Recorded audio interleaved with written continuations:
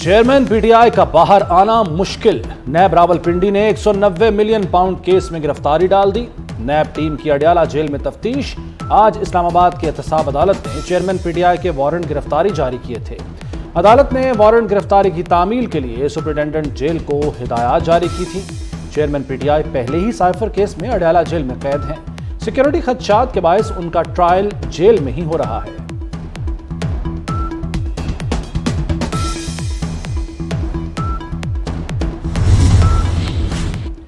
बुशरा बीबी से 190 million pound scandal की तफ्तीश। नैब रावलपिंडी ने 10 सवालों के जवाब मांग लिए। आपकी तालीमी काबिलियत क्या है? क्या पढ़ाती भी हैं? क्या आपने दरसे निजामी का कोर्स कर रखा है? अलकादर यूनिवर्सिटी क्यों बनाई? जगह का इंतखाब किसने किया था? अलकादर यूनिवर्सिटी में पढ़ाने के पैसे लिए बतौर ट्रस्टी अलकादर यूनिवर्सिटी आप करती क्या हैं? फरहत शहजादी को कैसे जानती हैं? क्या उनके माली मामलात के बारे में मुतमईन हैं?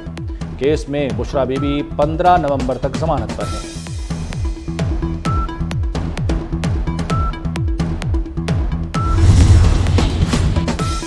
परवेज इलाही और मुनीस इलाही के खिलाफ मनी लॉन्ड्रिंग तहकीकात में पेशरफ्त। बाप बेटे के तमाम बैंक अकाउंट्स मुंजमद कर दिए गए। मुनीस इलाही और उनकी फैमिली के 100 से ज्यादा अकाउंट्स फ्रीज किए गए। मुनीस इलाही तहकीकात से बचने के लिए मुल्क से फरार है। FIA का अदालत से इश्तिहारी करवाने का फैसला। रेड नोटिस जारी होने पर मुनीस इलाही को बजरिया इंटरपोल गिरफ्तार किया जाएगा। परवेज इलाही को लाहौर हाई कोर्ट से भी रिलीफ न मिला। एंटी करप्शन कोर्ट का परवेज इलाही की जमानत वापस लेने का फैसला दुरुस्त करार।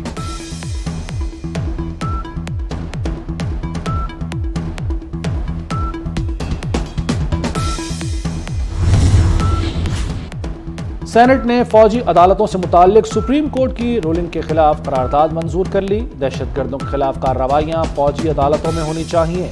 सुप्रीम कोर्ट की रूलिंग पार्लियामेंट की कानून साजी के खिलाफ है। मिलिट्री कोर्ट्स के खिलाफ फैसले से दहशतगर्दी को फरोग मिलेगा।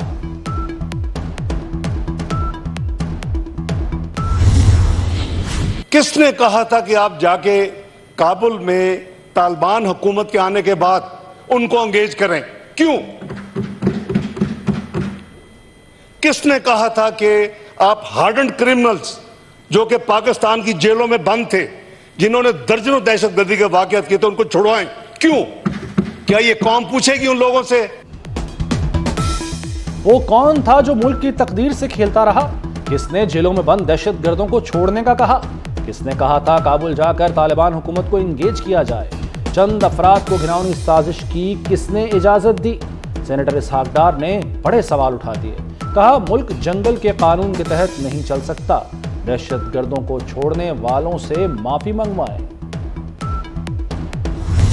मगर मुझे नजर आ रहा है कि फरवरी में काफी जमातों के लिए पाकिस्तान के अवाम सरप्राइज देंगे।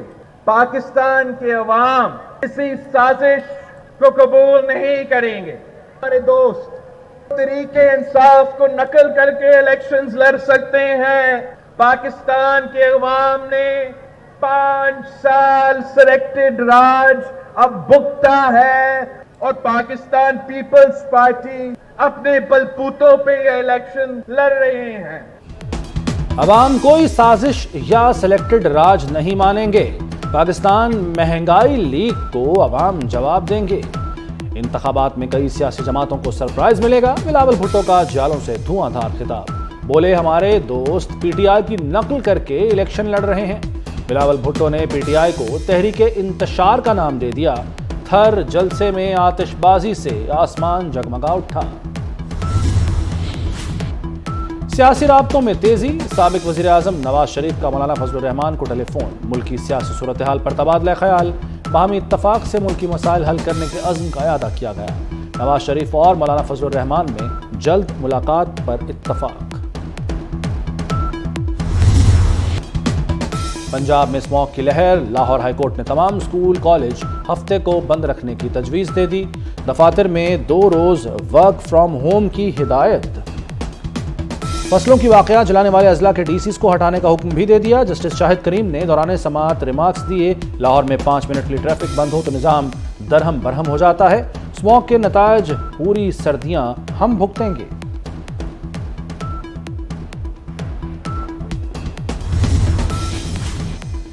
پاکستان اور IMF کے پالیسی سطح کے مذاکرات۔ پاکستان پہلے جائزے کی تمام اہم شرائط پوری کر چکا۔ مذاکرات میں سٹاف لیول اگریمنٹ فائنل کیا جائے گا۔ پالیسی سطح مذاکرات 15 نومبر تک جاری رہیں گے۔ جائزے کی کامیابی پر پاکستان کو $70 کروڑ کی دوسری قسط ملے گی۔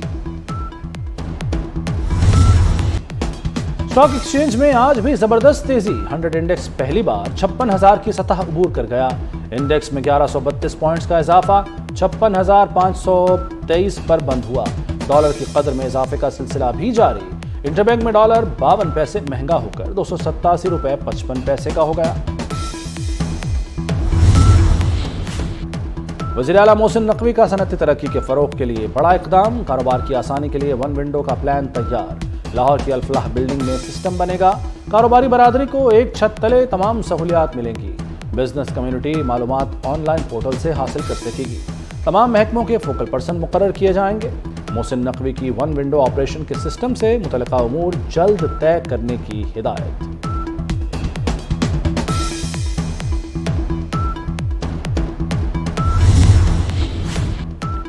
حکومت کا نئی اور پرانی صنعتوں کو گیس کی مسلسل فراہمی کا فیصلہ۔ ٹیرف اسکیم کے تحت 2 سال سے نئی صنعتوں کو گیس کی فراہمی رکی ہوئی تھی۔ حکومتی فیصلے سے برآمدی شعبوں کی پیداواری صلاحیت 100% ہو جائے گی۔ گیس کی فراہمی سے ملکی برآمدات میں $3 ارب اضافے کی توقع۔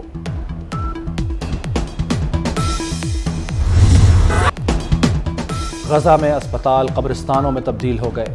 الشفا اسپتال کے ICU میں زیر علاج تمام مریض دم توڑ گئے۔ انکیوبیٹرز میں موجود 5 پھول بھی مرجھا گئے۔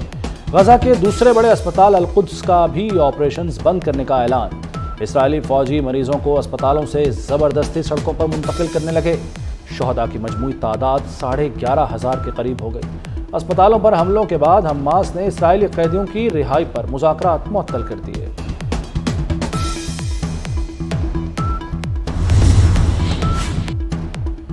غزہ کی تباہی کے بعد امریکہ مگرمچھ کے آنسو بہانے لگا۔ ترجمان امریکی سلامتی جیک سولیون کا کہنا ہے کہ غزہ کے اسپتالوں میں آگ اور خون کا کھیل نہیں دیکھنا چاہتے۔ اسپتالوں پر وحشیانہ حملوں سے گریز کیا جائے۔ مریضوں کو گولیوں کا شکار بنتے ہوئے نہیں دیکھنا چاہتے۔ پوپ فرانسس نے ایک بار پھر جنگ بندی کا مطالبہ دہرا دیا۔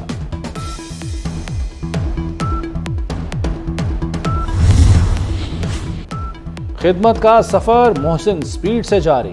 اسپتالوں میں وینٹیلیٹر مینجمنٹ سسٹم کے نفاذ کا فیصلہ۔ پنجاب انفارمیشن ٹیکنالوجی بورڈ خصوصی ایپ تیار کرے گا۔ اسپتالوں میں خالی وینٹیلیٹر کی نشاندہی ممکن ہوگی۔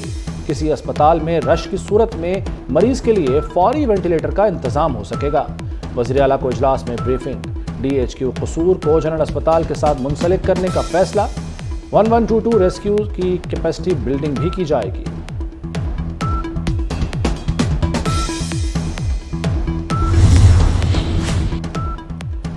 ورلڈ کپ 2023 میں قومی ٹیم کے ساتھ بالنگ کوچ کا سفر بھی ختم۔ بالنگ کوچ مورن مورکل عہدے سے مستعفی۔ مورکل نے جون میں 6 ماہ کے معاہدے پر ٹیم کو جوائن کیا تھا۔ قومی ٹیم کے سابق فاسٹ بالر عمر گل کو بالنگ کوچ کی ذمہ داریاں ملنے کا امکان۔ اور زندگی کی بقا کے لیے جنگ۔ ایکشن ایڈونچر فلم ڈیمسل کا ٹریلر جاری۔ فلم 2024 میں ریلیز کی جائے گی۔